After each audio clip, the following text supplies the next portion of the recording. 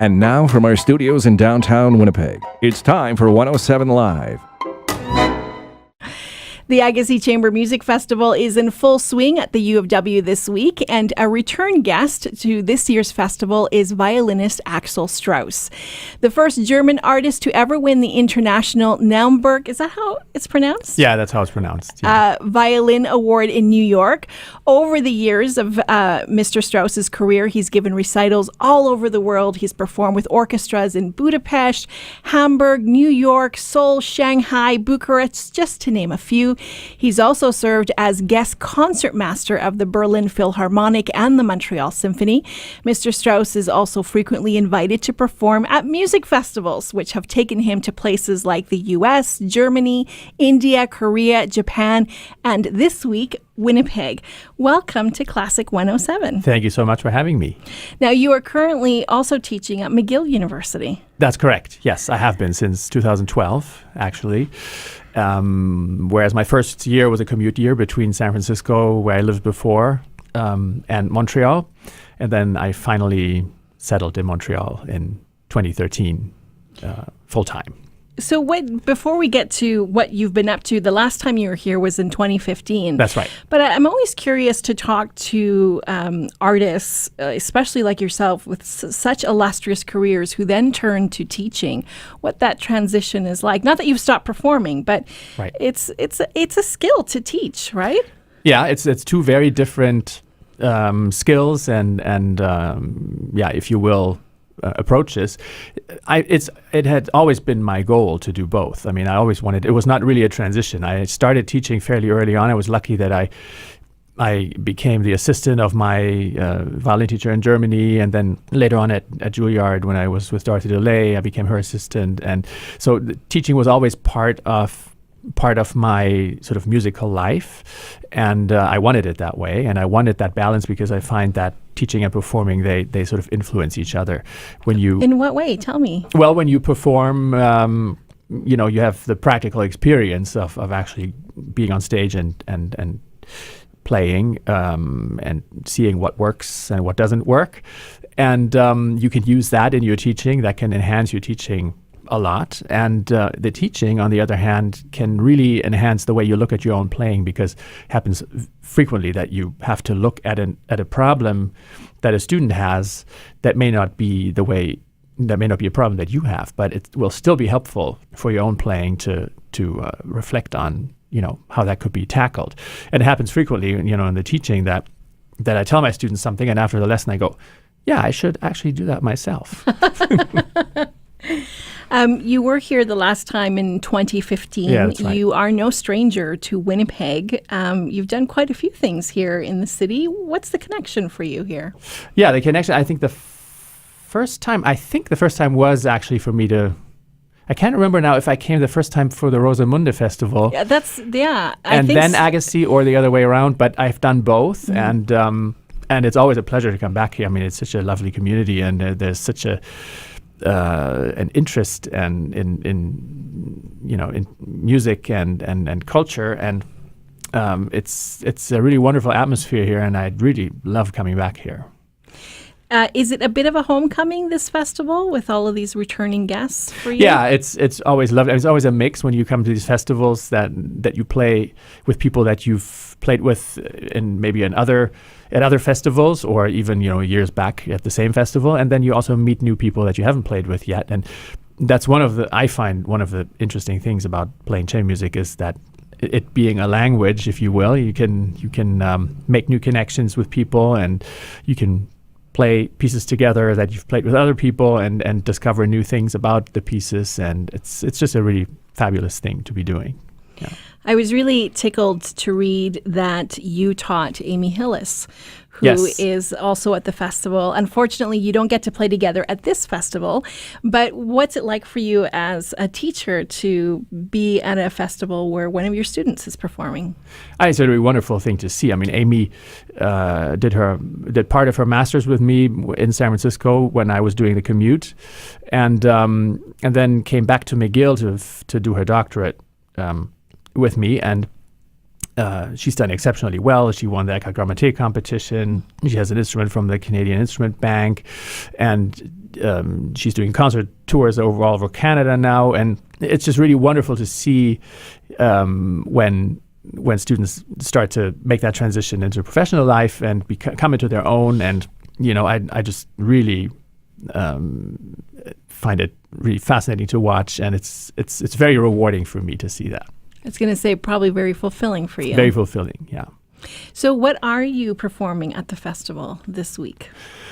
Well, we already did the Shostakovich Piano Quintet, and we did the Dvorak First Piano Quartet, which is not done all that often.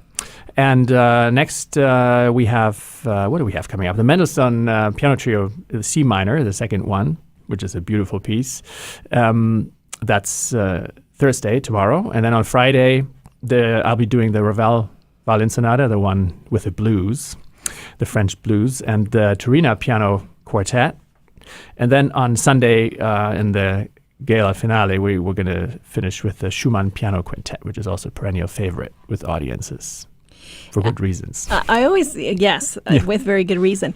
I always have to laugh when Paul comes into the studio to, at the beginning of the festival to tell us what he has in store. Right. Because I get a kick out of how much he works you guys.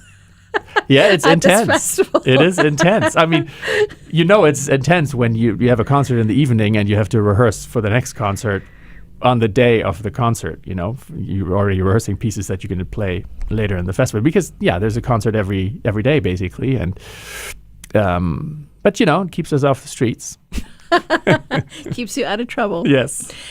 So what are some of the projects besides the festival that you're working on? Well, right now that the summer season is starting, it's a lot of festivals, a lot of performances at festivals. I'm going to Madison, Wisconsin after this. And then I will teach at Kneisel Hall in Blue Hill, Maine, which is one of the top chamber music festivals in the U.S. And then I go to a festival in Manchester, Vermont, and then also California, Music in the Vineyards in the Napa Valley, which is a real hardship because you have to endure all that lovely wine in that area. I was just going to say, you poor yeah, man. I know. But someone's got to do it, Do you ever get to go home to Germany? Yes, my parents are in Germany, and my family's in Germany, and so I do go back. I have a 9-year-old daughter, and we want to make sure that she also knows her grandparents. My mother-in-law is in Germany as well, so we do try. It's not always easy because most of my travel involves the violin, so there's very little travel that I do without that. And but we do try to stay in close contact. I'll be judging the Spohr competition in Weimar next fall, and so that'll be the next opportunity for me to see everybody. I think they're all going to come to Weimar. Because Germany is so small, it really, doesn't matter where you are, you can get to it very easily. Right? Why not? Yeah, why not? Exactly. Now, does she play anything? My daughter? Yeah. She plays piano. Yeah, she started out with violin. We started her when she was about 3 or so on violin. And then when she was 5, she came to me and said, "Daddy, violin is not my passion." And I love that. And I said, "Oh yeah, what is your passion?" And then, but then she said, "I would love to learn piano." And so we said, "Okay, we'll try both for a while." And then we ended up switching her to piano, and she's really loving that. And so she just had her little piano recital, and it's very enjoyable. Yeah. So, how do you keep the passion for your instrument? Well, I mean, this is also what I tell my students. I mean, it's easy for me because we get to deal with all these amazing compositions that it's a little bit like we get to carry on, we get to carry the legacy basically, because so many great things have been said in this medium of classical music, Western classical music, and it's truly it's kind of a responsibility to carry that and to make sure that it continues to thrive and to be there, because a lot of very profound things have been said in this medium, and I think like great literature, it deserves to be preserved, and it's applicable, it's timeless, it deserves to be preserved, and it's great to be able to play a part in that, and that's, by the way, also why these music festivals are so wonderful because they do their part for this very purpose. It brings the excitement. And not that it's not there during the season when we go to see the orchestra, but there, or the chamber orchestra or the WSO. But there's something about these festivals that there's just something very special about them, very magical about how they combine the artists and the music that's chosen. It's something different.